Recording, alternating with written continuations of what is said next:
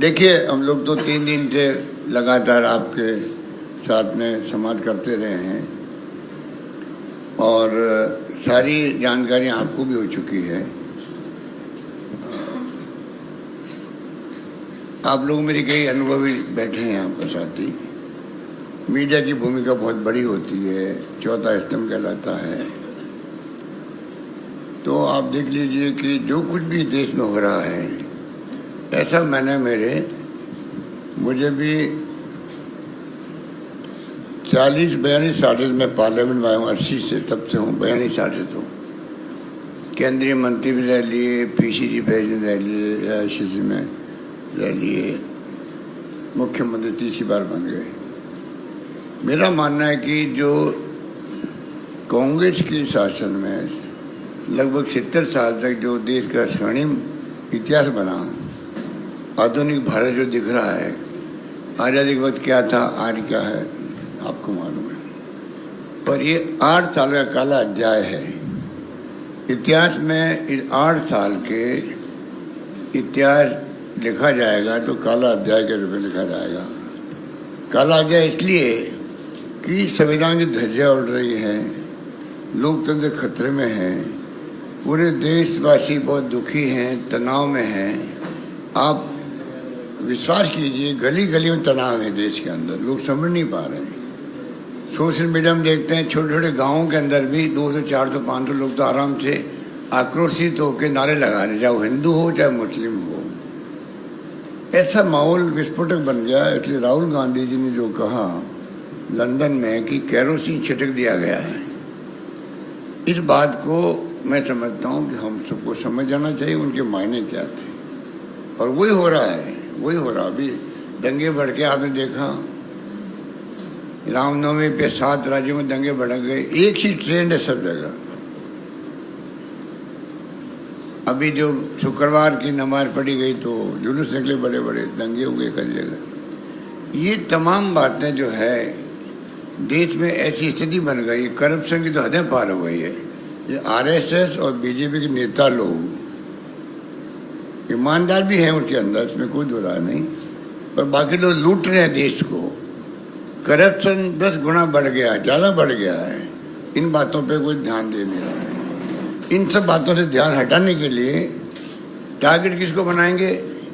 आज देश का तमाम विपक्षी पार्टियां मान गई, देशवासी मान गए। एकमात्र राहुल गांधी है जो मोदी जी और उनकी सरकार का मुकाबला कर रहा है। अब तो जितने आप लोग लिख रहे हैं आर्टिकल, उसमें आने लग गया है एक व्यक्ति का नाम राहुल गांधी जो लगातार मुकाबला कर रहा है, और उन्हीं को मोदी जी, अमित शाह जी टारगेट बनाए हुए हैं। कोई कारण नहीं था कि आपने इस प्रकार से उनको नोटिस दिए, जबकि किले कट मामला है। आप नोटिस, आपको ये सर्कुलेट किया है सुरजेवाला जी ने, आपको भी दे देंगे, सबके लिए ओपन है वो, तो कोई छिपाने वाली बात नहीं है। हमारा खुद का अखबार 37 में शुरू किया, आज़ादी की जंग के अंदर लगभग 5000 फ्रीडम फाइटर्स मेंबर बने उस जमाने के अंदर। उसके बाद में की शुरुआत होती है आज़ादी जंग में। इसको एक बार बैन लगा दिया इसके ऊपर अंग्रेजों ने। उसके बाद में लगातार कमज़ोर होता गया, और जो मीडिया के अखबार कमज़ोर हो जाते हैं। आज देखिए कितने लोगों की तनख्वाहें कम कर दी है, छटनी कर दी है प्रिंट मीडिया ने भी और आपके विजुअल मीडिया ने भी। सबको मालूम है कि देश में क्या स्थिति है मीडिया की भी। ये अखबार को हम लोगों ने मांग करी सोनिया जी से, सालों से मांग करता आ रहे हैं, रिवाइव होना चाहिए वापस हमारा नेशनल हेराल्ड। उसका अपने ऐतिहासिक बैकग्राउंड है, आज़ादी जंग का भी और बाद का भी। उसको लेके हम लोग मांग करते रहे कि रिवाइव होना चाहिए। और 100 किस्तों में 90 करोड़ रुपये दिए गए, 100 किस्तों में। 2002 से मेरे ख्याल 2012 तक ऐसा कुछ है। अब बताइए, 100 किस्तों में कभी 2 करोड़ के, 10 करोड़ के, 15 करोड़ दिए होंगे। कभी ये अखबार रिवाइव होना चाहिए। और मुझे मालूम है कि मिस्टर भार्गव थे जयपुर के अंदर, 15 साल से तनख्वाह नहीं मिल रही थी उनको, 15 साल से, तब भी वो जुड़े हुए रहे वहाँ पर। अखबार पूरी तरह चल नहीं पा रहा था। अगर हम अपने अखबार को और जो कॉन्स्टिट्यूशन में लिखा हुआ है कि अगर कांग्रेस की पॉलिसी प्रोग्राम को कोई आगे बढ़ाएगा तो उसको कांग्रेस या कोई पॉलिटिकल पार्टी इमदाद कर सकती है। हो सकता है कि 5 जनिए और जो अखबार निकलते हैं बीजेपी के, इनको भी सपोर्ट करा होगा बीजेपी, हमें नहीं मालूम है, तो कर सकते हैं। इस रूप में ये अखबार को वापस रिवाइव करने का एक अटेम्प्ट किया गया।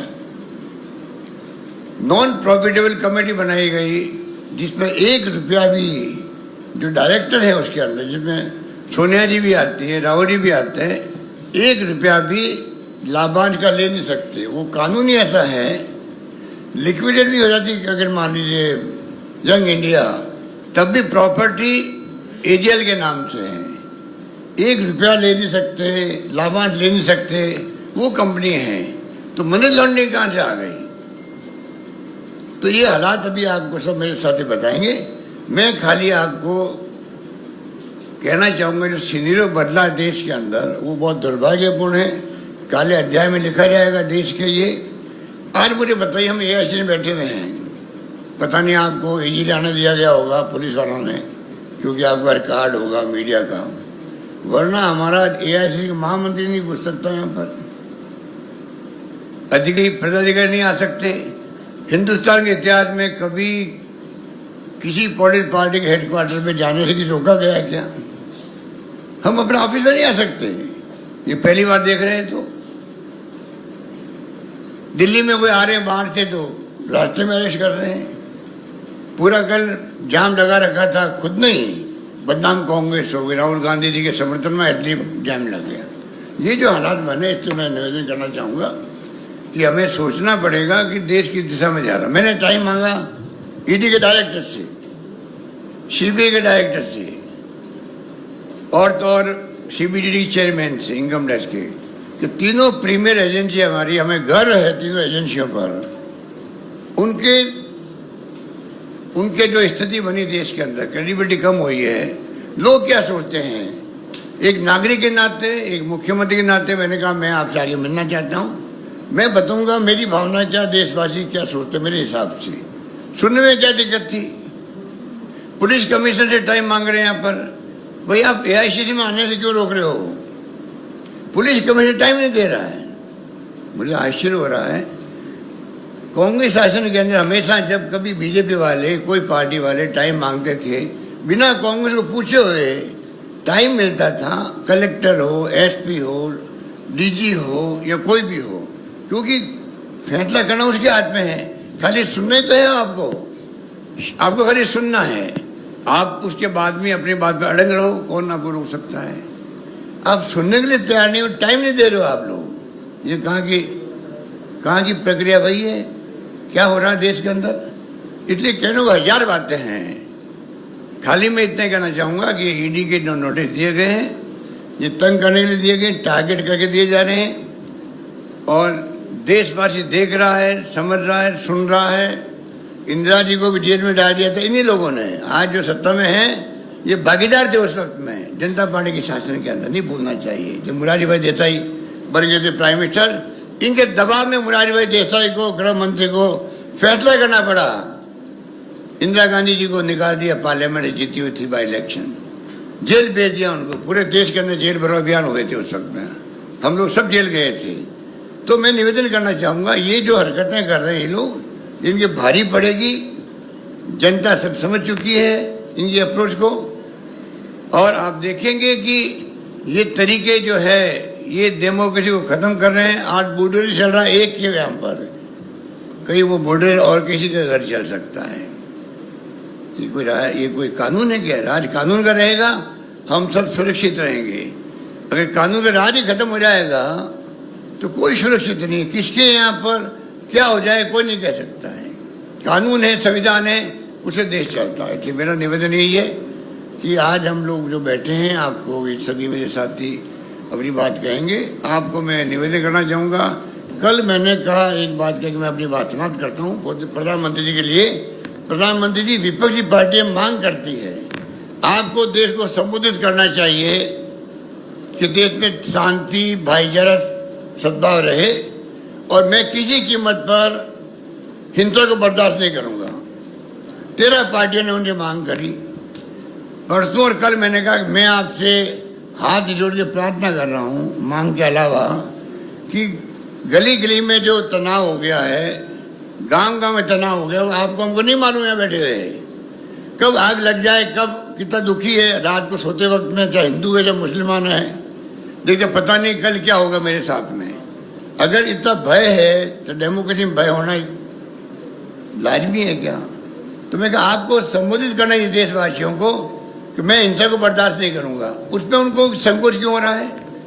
उनको अमित शाह जी को ये समझ के परे है। देश किस दिशा में जा रहा है किसी को नहीं मालूम, किस दिशा में जाएगा कोई नहीं कह सकता है। आरएसएस और बीजेपी जिस रूप में इनकी अप्रोच है बहुत खतरनाक है, ये मैं कहना चाहता हूँ। सवाल सर ये है मेरे आदरणीय मित्र का कि अब सब चीज़ों पर पाबंदी चौतरफा लगा दी गई है, तो भविष्य का फिर रास्ता क्या है?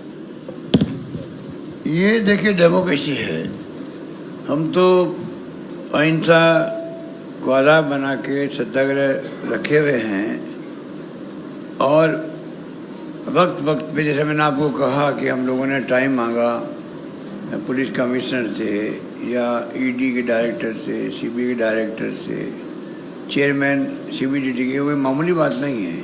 मिलने तो था खाली, उसके बाद में ही फैसला वही करते जो उनको करना था। आप मिलने का टाइम नहीं दो, ये तो पहली बार हो रहा देश के अंदर। कितने डेलीगेशन मिले होंगे बीजेपी के, जनसंघ के और पार्टियों के, किसी ने मना नहीं किया आज तक। पर जो हालात बन गए इसको धीरे धीरे स्टेप बाय स्टेप हम आगे बढ़ेंगे। जरूरत पड़ेगी तो किसी से मिलना, प्रधानमंत्री से मिलना, राष्ट्रपति से मिलना, ये तय हमारी पार्टी करेगी। पर हम इसको लगातार अपनी बात कहते रहेंगे।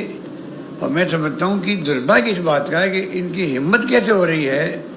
आप कांग्रेस के हेडक्वार्टर पे जाने रोक रहे हो, हिम्मत कैसे हो रही है? इनका दुस्साहस है, ये दुस्साहस है, इनको भारी पड़ेगा। हर नागरिक देख रहा है कि ऐसा तो कभी हुआ ही नहीं। आप अपने हेडक्वार्टर पे जाने से रोक रहे हैं, पहली बार हो। पता नहीं कौन गाइड कर रहा है दिल्ली पुलिस कमिश्नर को, ये समझ के परे हमारे तो है। इतना सीनियर ब्यूरोक्रेट है वो, उनको नहीं मालूम है कि ये इनका पॉलिटिकल हेडक्वार्टर है। कैसे हम रोक सकते हैं इनको? हाँ 144 लगी हुई है, वो ढंग से आप बिहेव करो, वो तोड़ रहे आप अरेस्ट करो हम लोगों को, कोई दिक्कत तो नहीं है। हेडक्वार्टर पे एंट्री बंद कर दिया आपने, बाहर नहीं निकल सकता व्यक्ति। क्या तरीका, पहली बार देख रहे हैं हम लोग। इसका माकूल जवाब दिया जाएगा।